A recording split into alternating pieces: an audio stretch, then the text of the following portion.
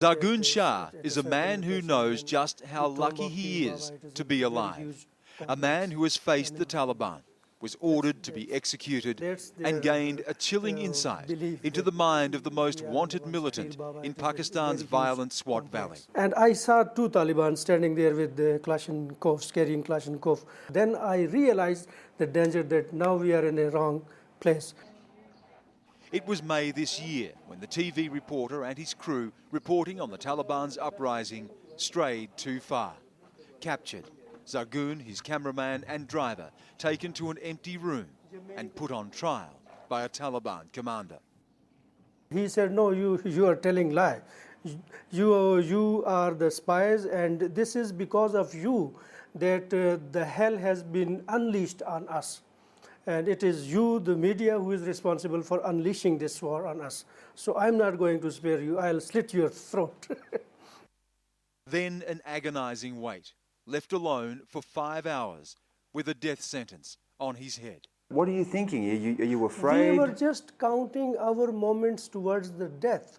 And it would be a terrible death, what they would do to you. Yes.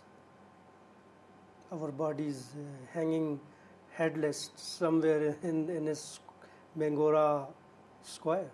There was just a sickening silence, he tells me. Zargun says he paced the floor, unable to even look at his colleagues. He wondered who would be first to be killed, and he thought of the most precious thing in his life. I was taking the name of my daughter, Noor. The eldest is Noor, and I said, oh, Noor, I won't be...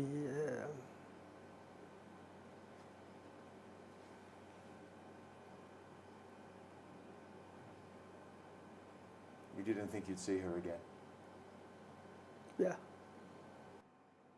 Zargun's fate rested in the hands of a man known for his campaign of terror, Taliban leader Maulana Fazlullah.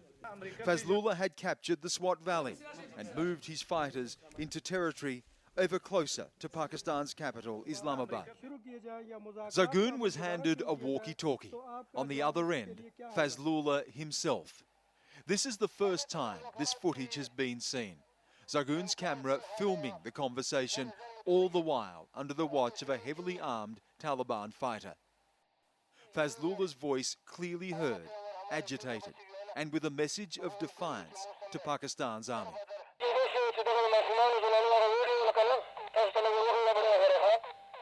Our women and children have been displaced, he says. There has been bloodshed. It is an insult to our nation. If they want to fight us, then come to our mountains and see our strength and power. Zargun can be seen clearly under pressure, but with the presence of mind to question the Taliban leader. What will end the fighting, he asks. Fazlullah demanding nothing less than the implementation of strict Sharia or Islamic law. If not, he says, the Taliban will fight to the death.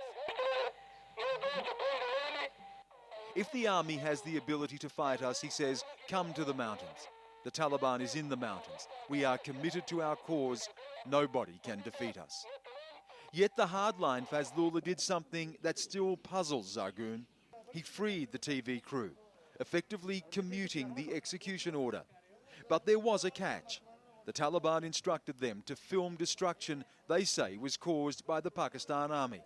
In the distance, you can just hear gunfire and mortar rounds. Taliban fighters are clearly visible. Zargun reports to camera, taking shelter behind a building. This was meant to be propaganda for the Taliban. Not long after this was shot, Pakistan's army launched an offensive, driving the Taliban from their stronghold. Fazlullah has escaped. Despite rumours of being wounded, he continues to command his troops from the mountains. For Zargun, doing the Taliban's bidding was the price of freedom. It saved his life and gave him back to his family. What was it like when you saw your family again after this experience? When you saw your children again?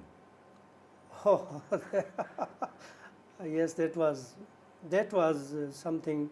I think the most beautiful gift of my life is that I returned to my home and I saw my children.